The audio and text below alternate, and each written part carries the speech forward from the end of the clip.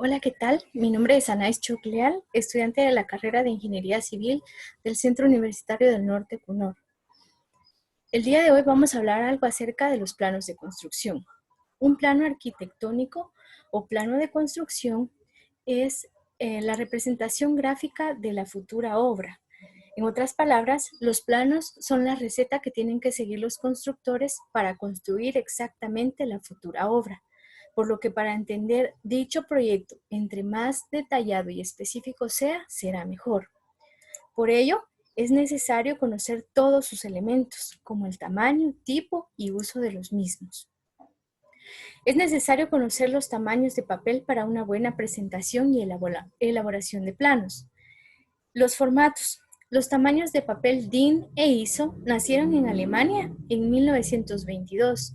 Posteriormente, la ISO estandarizó los mismos y ahora rige dos series, la serie A y la serie B. El formato de referencia de la serie A es el A0 y abarca una superficie de 1 metro cuadrado. Además, la longitud de sus lados mantiene una relación ideal que se concreta en la proporción 1:2. De esta manera, al cortar por la mitad una hoja A0, de su lado más largo, el lado más corto pasa a convertirse en el lado más largo de la nueva hoja A1. Si se corta cualquier hoja de la serie por la mitad de su lado más largo, se obtiene un par de hojas del tamaño siguiente que siguen, manteniendo la proporción ideal entre el largo y el ancho. Entre las medidas de los formatos A podemos encontrar las que vemos a continuación, que van indicadas desde el formato A0 hasta el A10. Otro elemento importante que debemos conocer de los planos son los márgenes. Sobre esta superficie se debe dibujar un recuadro interior que delimite la zona útil del dibujo, ya que los tamaños mostrados con anterioridad son en bruto, es decir, que corresponden a las dimensiones totales del plano. Podemos apreciar en la imagen que en estas imágenes ya está dibujado el margen en cada uno de los formatos que nosotros deseemos utilizar. El plano debe poseer un recuadro destinado a la representación de las vistas y el cajetín. En caso contrario de no poseerlo, es necesario realizarlo o dibujarlo. El recuadro estará realizado a 1 centímetro del borde plano, excepto en el lado izquierdo, que será de 2 centímetros, para poder facilitar y posibilitar el archivo del plano. Para los formatos A0, A1, los 4 márgenes serán de 2 centímetros cada uno. El cajetín.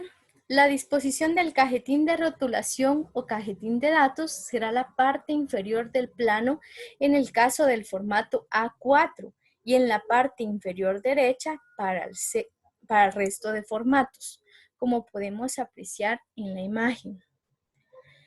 El dibujo del conjunto lleva asociado un espacio, es decir, el cajetín en donde nosotros podemos representar y guardar toda la información de la pieza que nosotros vayamos a presentar. Las dimensiones del cajetín dependerán de los márgenes que se aplique a cada formato y no podrán ser superiores a 1.85 centímetros de largo por 2.77 centímetros de alto. Se colocan en la parte inferior derecha de los formatos para permitir su visibilidad y facilitar la lectura en el mismo sentido que el dibujo, independientemente si el plano va a ser plegado o no.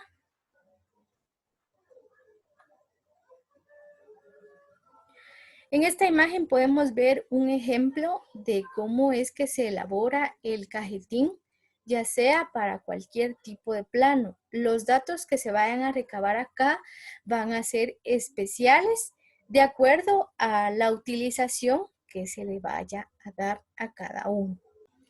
Datos importantes que debemos recordar antes de dibujar. Antes de realizar nuestro dibujo, se debe elegir el tipo de papel más adecuado para cada dibujo. Dependiendo de las dimensiones del dibujo, se debe elegir el formato, es decir, el tamaño del plano del dibujo. El plano debe tener márgenes determinados y si no los tuviera, es necesario dibujarlos. El cajetín sirve para recoger los datos correspondientes al dibujo realizado. El cajetín debe situarse en la parte inferior derecha en todos los formatos, excepto en el caso del formato A4, que se sitúa en la parte inferior y llenando toda la anchura.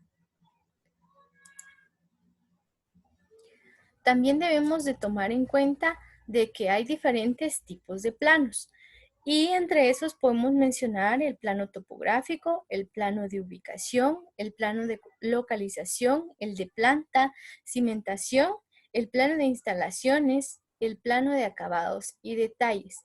De acuerdo al proyecto que estemos realizando, así va a ser la necesidad de los planos que vamos a necesitar dibujar. El plano topográfico.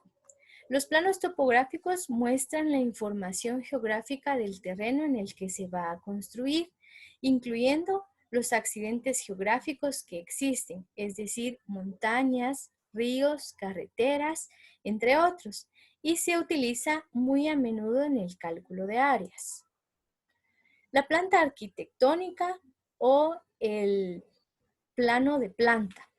Los planos de planta por lo general muestran la distribución de las habitaciones, así como sus dimensiones y niveles, y también pueden utilizar las convenciones y símbolos para mostrar los materiales y las ubicaciones de los accesorios y electrodomésticos. En el plano de planta, por ejemplo, de un piso podríamos ver la forma y dimensiones de las diferentes habitaciones, el amueblado y la distribución que nosotros vamos a tener en ese espacio. Con estos planos nosotros por lo general estamos más familiarizados. El plano de ubicación es un tipo específico de plano del terreno que se utiliza para mostrar la indicación específica de las vías o espacios públicos existentes en la proximidad de la construcción. Es decir, que nosotros podemos utilizar las referencias que en él se muestran para poder facilitar la ubicación del proyecto. El plano de localización.